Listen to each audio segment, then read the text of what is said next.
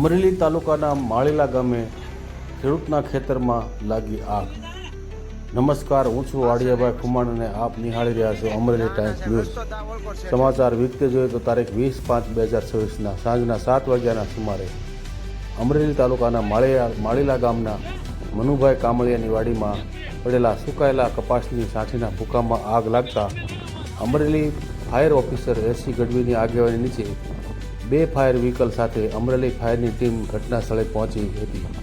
મહામન્નતે આગને કાબૂમાં મેળવવાનો પ્રયત્નો કર્યા હતા.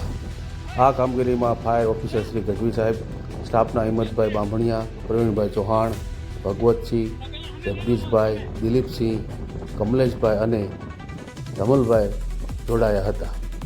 સદનસીબે કોઈ જાનહાનિ થયેલ ન હોવાના સમાચાર પ્રાપ્ત થયેલ છે. અહેવાલ વાડિયાભાઈ કુમાર, અમરેલી ટાઈમ્સ ન્યૂઝ, અમરેલી.